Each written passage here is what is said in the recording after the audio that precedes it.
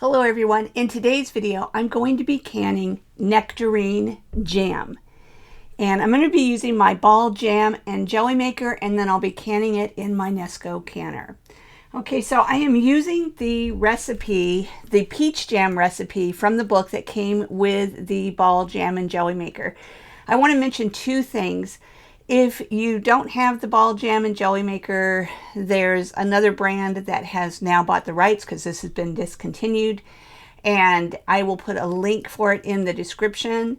And also I'll pop up a link that's for the product in the, you'll see a little part in the video that shows product, and you can get it that way. And if you have that other jam and jelly maker, it's basically the same thing. And so the process and the recipe will work for that. And by the way, my name is Rebecca from StockingMyPantry.com. Okay, so I intended to make peach jam, and peaches were on sale. When I went to the store, the peaches looked really scrawny and just not very good. But the nectarines were also on sale, and they looked great. And so you can easily substitute nectarines, or you can use peaches. Either one will work for this recipe. Now, the benefit, though, of nectarines is that you don't have to peel them. If you buy peaches, you do need to peel them before going on to these next steps, okay? So what we're going to do is we're just going to start off by cutting the peaches, dicing them basically, and I'm going to put them into this pot just because then I can easily measure. Now, before I get into the actual process, I just want to go over the ingredients. As I mentioned, there's peaches or nectarines, and it says you'll need about 2 pounds or 6 medium. I have 2, 4, 6, 8, 9. I have 9 here. And part of this is because I'm going to use the reduced sugar recipe, and you do need a little bit more peaches if you do that. So I'm going to, kind of measure as I go. After I mush them up, you'll see that, just to see how many I actually need to use. So I would recommend having maybe 8 on hand, just in case, 8 or 9. And then obviously, if you don't use all of them, then you can eat them. So that'll be fine. So you've got your 2 or so pounds of peaches or nectarines. It also calls for 3 tablespoons of pectin, powdered pectin, 2 tablespoons of bottled lemon juice, a half of a teaspoon of butter or margarine, and I just have it on a little piece of paper towel. What this does is it helps keep the jam from overflowing while it's cooking. So you do want to include that, and it's not going to impact the taste or anything. It just helps to avoid it from foaming up. And then finally, for the reduced sugar, you need 2 cups of sugar. If you want to put in the full amount of sugar, it would be 3 1/3 cups of sugar. Okay? And by the way, let me just tell you the difference in how much fruit you need if you're using full sugar or reduced sugar. You will need crushed peaches, and the crushed peaches will need to measure 2 2/3 cup for the full sugar recipe, or 3 1/4 cup for the reduced sugar recipe. So I'm going to be going for that, the 3 1/4 cups of crushed peaches. That's what I'm going to be going for. Okay, so let me move this out of the way so you can see. So all I'm doing is I'm cutting the peach or nectarine and just break it apart.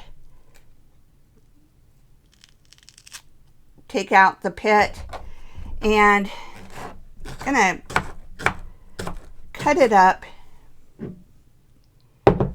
fairly fine. And by the way, I have a potato masher to use to mash these up, to smash it after I've cut all of them up. If by chance I find that doesn't work very well, then I'll toss them in the blender and pulse them. But you really don't want to pulverize them. You just want to smash them.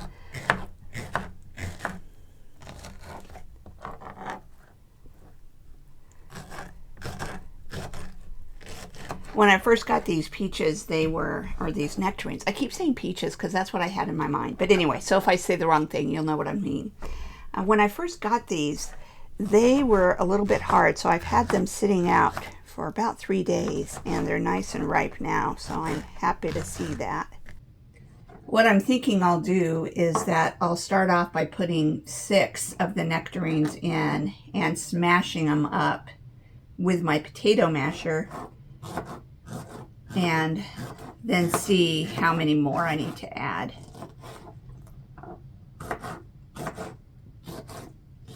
And obviously these have been washed. Okay, I now have 6 peaches in there, or nectarines. I kind of debated about whether or not I should just go ahead and put an extra one in there since I'm doing the reduced sugar. You know, obviously when it's going by the number of peaches or nectarines, you don't really know exactly how much one weighs. So I'm just going to go ahead and start smushing this, just using a potato masher. This definitely takes a little bit more work than throwing it in a blender, but I'm hoping to end up with some, you know, pieces of peaches in this. And they'll obviously kind of cook down a little bit in the heat and everything anyway, but it would be nice to have a little bit of chunkiness in this as well. And you can get that with a blender, but it's a little harder to do. I think I am going to put one more in, because as I'm looking at it, it's just right at the 3, just barely over the 3 cup mark. So with this one, I think I'm going to just mince it, you know, fairly small, and then just throw it in there. And because most of the rest of it is pulverized pretty darn good, and that way I'll get a few little chunks in there.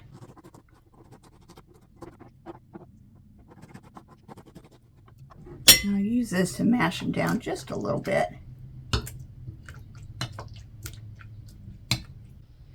Okay, so I'm just going to take you through the process step by step.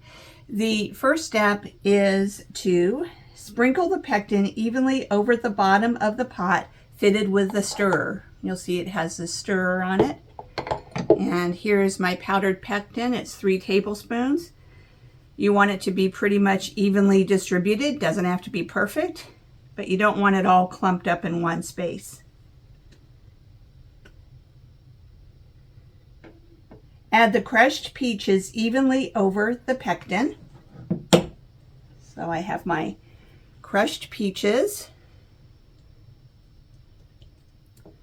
and I'm just going to spread them out. Again, it doesn't have to be perfect. This is going to be stirred up, but you don't want to start off with a huge clump in one area.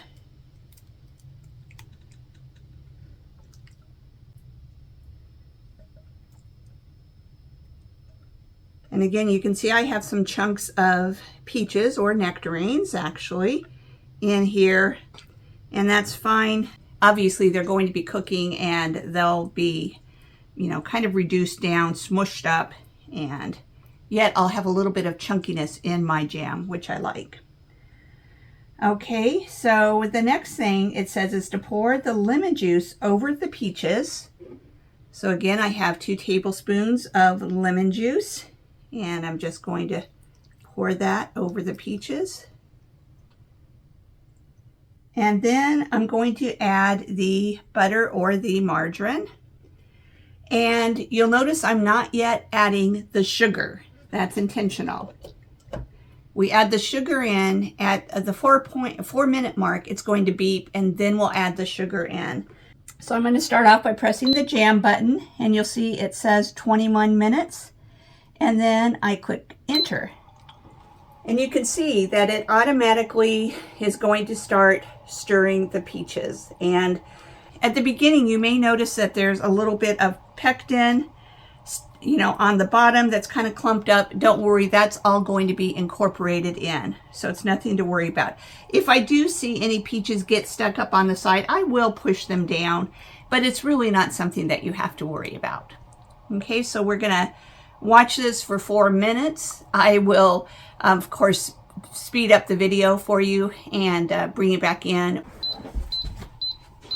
Okay, you no doubt heard it beep. That means it's time to pour the sugar in. And again, we're going to go for more or less evenly distributed.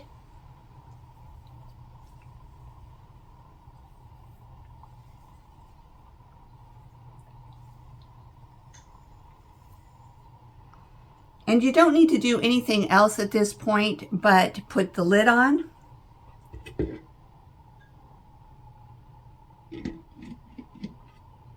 Okay, and actually I did notice there's a couple of little flecks of peaches on the side, so I'm going to grab my spatula. This gives you a chance to take a little peek at it anyway. See how it's kind of liquefying. Okay.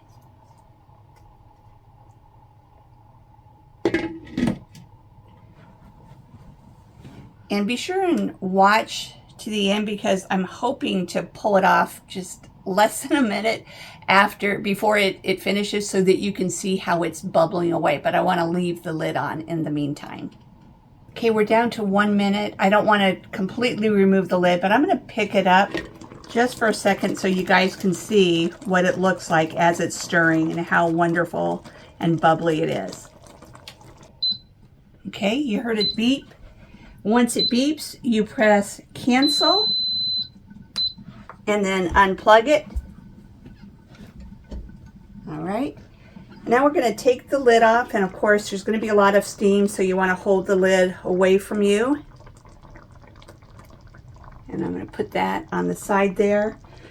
And then be sure to use a pot holder to remove the stirrer.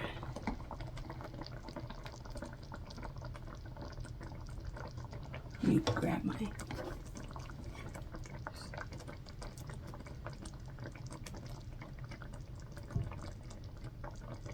Okay, and I've just got a paper towel over on the side to put the stirrer on. And what I want to do now is I'm going to just move this over to the side a little bit. So hopefully you guys can see what I'm doing a little better. And I've got my jars here. They are hot. They were in my Nesco. I heated them up before I got started. I just put them in, filled the canner with water, and heated them up, then turned it off. But they're still warm. And what I'm going to do now is fill each of the jars to a 1/4 inch headspace.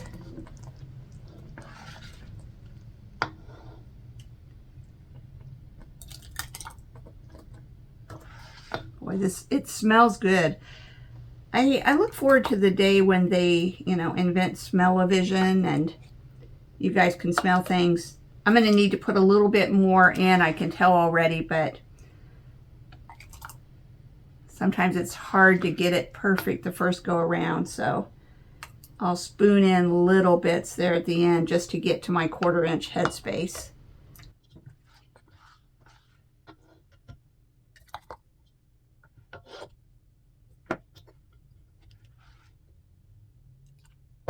And it looks like I'm going to get 4 jars, I hope.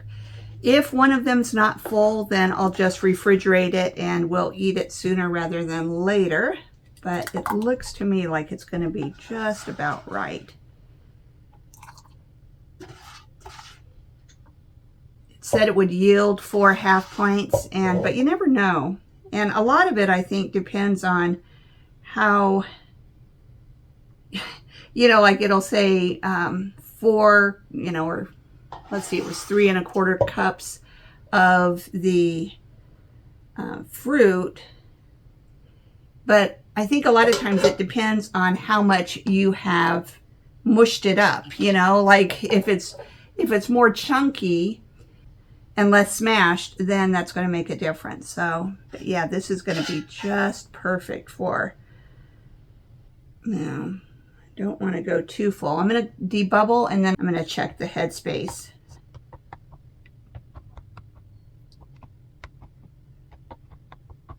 And if you are canning with the Nesco, one thing that I've kind of learned over time is that you want to be a little bit generous with the headspace. So Yeah, I probably want to just spoon off a teeny bit. And I'm just going to spoon it into the jelly maker here.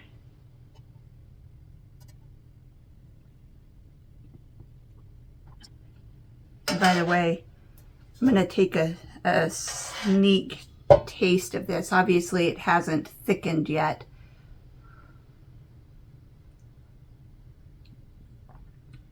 That's good, and I have to say, I'm glad I used the reduced sugar because it is very sweet in spite of the reduced sugar.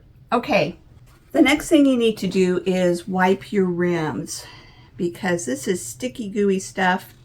There's no doubt some that's gotten on the rims as I was putting it in the jars. That will keep it from sealing. Now, you don't have to be as particular with this if you're just doing a refrigerator or freezer jam. And by the way, if you just want to put this in the fridge or freezer, leave a little bit more headspace and let it cool for about a half an hour before you put it away, okay? Because obviously it's very hot at this point. Oops. I do have vinegar. I am using vinegar, but just making sure I don't have it like dripping wet, because obviously I wouldn't want to drip vinegar into these. Okay, and we're just going to put the lids on.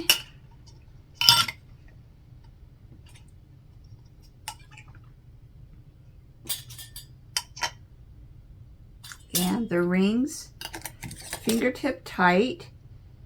And one thing, again, another Nesco tip is you don't want to crank the lids on, the rings on, but go just slightly tighter than you would with another type of canner. That helps reduce the siphoning. These are very hot, so you have to be careful. Okay, now we're going to move on to the canning phase. And again, if you're not going to can these, just let them cool for about a half hour or so before you put them into the refrigerator or the freezer. Okay, so I have a whole separate video on how to water bath can in the Nesco. And so I'm not going to go super in depth, but I'm going to show you the first parts of it. So first of all, I already have the canner very full of hot water, and I have 2 extra jars in there, pint jars. And the reason for that is I want to run a full canner. This does a couple of things, is that it keeps these little jars from tipping over, and then it also just helps ensure safe processing when your canner is full. So I'm just going to put, oh, I just realized I have a little bit of jam on this bottom of one of these. Anyway, I'm just going to put these jars in.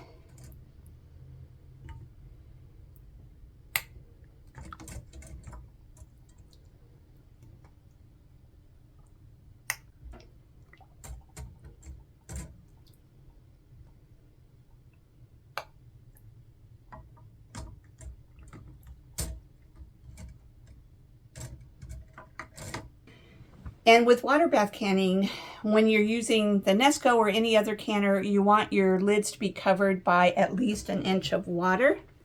And there's not quite enough water, so I'm going to add just a little bit more water to make sure that they are covered completely. Okay, and I'm going right up to the full line, so I wouldn't want to put more, but they are now all covered by at least 1 inch. Okay, I'm going to put the lid on, and it's currently in the airtight position. I'll switch it to exhaust here in just a second. So I'm turning it to the closed position. I'm pressing water bath, and then I'm putting in the time. The time for canning these half pints of jelly is 10 minutes, but you have to adapt for altitude. I am at an altitude where I need to add 5 minutes, so I'm going to put in 15.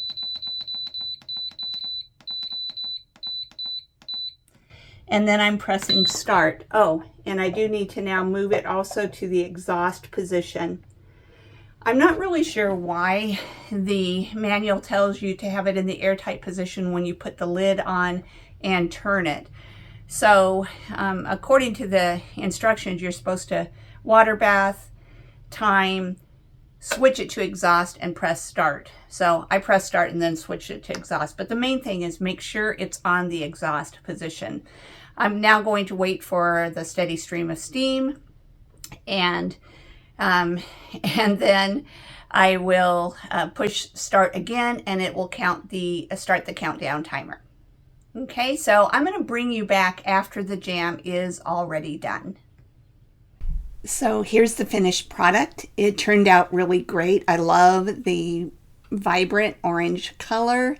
I definitely recommend doing this again, and I recommend nectarines instead of peaches unless peaches are what you have available. As you can see, I also have all of these nectarines, and so it might be 2 videos from now, but I'm going to be recording a video on canning the nectarines in the same way that you would can peaches. So if you haven't already subscribed, be sure to subscribe so you can see that video. I do hope that you liked this video. If you did, please give it a thumbs up. And I look forward to seeing you on my next video. Thanks so much, everyone. Have a great day.